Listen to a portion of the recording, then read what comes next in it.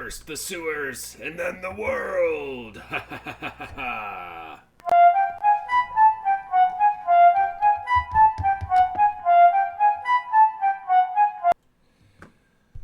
I am the true king around here.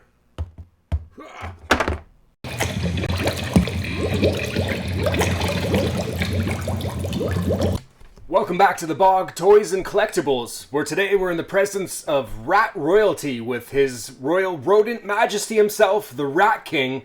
That's right, the Rat King's making a comeback here with the 40th Anniversary Classic Collection, and is a pretty good representation of the original that came out way back in 1989. We're going to go through some of the differences between that one and this brand new one today. So let's first take a quick look at this next to the original package from the vintage figure. So, pretty close. I guess we've got the J hook here instead of that Batwing style of peg notch. The color of the turtles is a little bit different. But we do still get the rats kind of going in front of the logo a little bit. Some of the Classic Collection figures, they didn't really bother to do that kind of depth of effects with their packaging. We've definitely got that 40th anniversary sticker here, of course, and a few differences at the bottom. But of course, as far as the figure goes, there's obviously an accessory missing there. That's pretty major, and some paint decoration differences as well. So we'll be going over that today and maybe help you make a decision whether you want to go with the vintage figure or just get the classic one so you can have them in the package here. So without any further ado, let's go ahead and get this guy out of the package and take a closer look.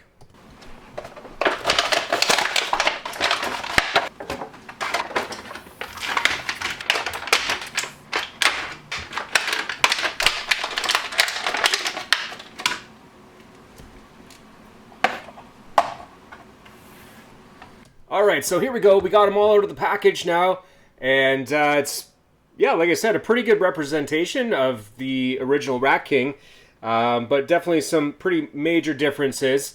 But this was the first figure, I'm pretty sure the first figure, that had articulation at the waist in the TMNT line. All the other figures kind of use this Y style of bracket to mount the legs with kind of a ball joint on them. So of course, you're not going to be able to turn the figure with that. This is kind of a broken down shredder figure here. But this one, they changed the architecture a little bit on the inside so that he could have that waist twisting action. Something that Masters of the Universe line had been doing for a long time.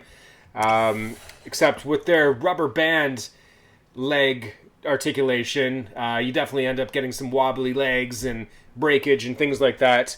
And then it wasn't until, I think, probably the Home Run Raph and Slapshot Leo that we started seeing that kind of cut in the waist again. So this is kind of similar to what we saw in the Motu line. And then, of course, the Ground Chuck figure had that waist cut, and a bunch of the TMNT movie 3 human figures had that as well.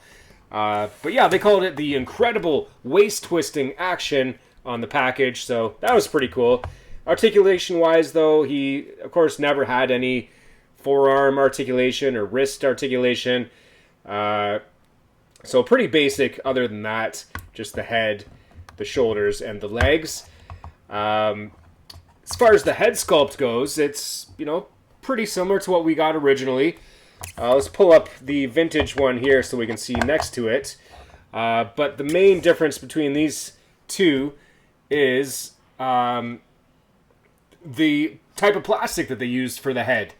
So the original one on my right here, your left, has a plastic that is sculpted, molded in a flesh tone, which kind of gives it more of a translucence kind of look to it, and definitely feels more like a real flesh kind of tone than the reissue here that's been painted flesh tone.